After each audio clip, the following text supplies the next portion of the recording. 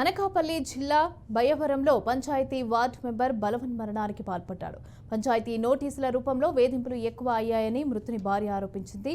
ఇక గ్రామానికి చెందిన గొల్లవిల్లి బాబురావు అనే వ్యక్తి గత కొన్ని సంవత్సరాలుగా నేషనల్ హైవేకు ఆనుకుని ఉన్న గ్రామకంఠం భూమిలో స్వీట్ స్టాల్ నడుపుతున్నాడని చెప్పింది. అయితే ఈ క్రమంలోనే రెవెన్యూ, పంచాయతీ సిబ్బంది కలిసి షాప్కు నోటీసులు అందించడంతో ఇక మనస్తాపం చెంది ఫ్యాన్కు ఊరేసుకున్నాడని తెలిపింది. ఈ ఘటనపైన పోలీసులు కేసు నమోదు చేసుకుని దర్యాప్తు చేపట్టారు.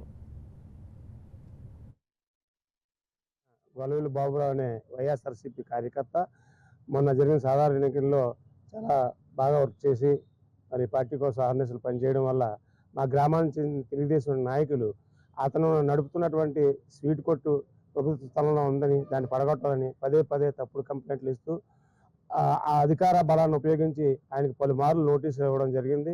నోటీసులు ఇస్తే ఆయన తీవ్ర మనస్తాపంలో ఉన్న సమయంలో నిన్న ఉదయం 11 గంటలకి ఈవేళ ఆ స్వీట్ స్టాల్ని పడగొట్టుతామని చెప్పేసి రెవెన్యూ సిబ్బంది స్వీట్ స్టాల్పై నోటీసులు అంటించడంతో తీవ్ర మనస్తాపానికి గురయ్యి ఈవేళ తన ఇంట్లోనే ఉదయం 10 గంటల సమయంలో ఆత్మహత్య చేసుకోవడం జరిగింది.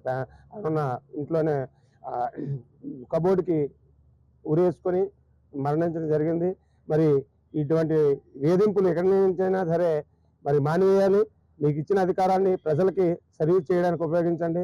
ఆయన ఒక సామాన్య కార్యకర్త మీద పిచ్చికి మీద బ్రహ్మాస్త్రం లాగా మీరు మరి రెవెన్యూ సిబ్బంది కలిసి మేము చెప్తున్నాం, అది మీరు ఎంక్వైరీ చేయండి, సర్వే చేయించండి, అది నిజంగా ప్రభుత్వ స్థలంలో ఉంటే మేము తొలగిస్తామని చెప్పాం. దాని కరెంటు బిల్లు ఉంది,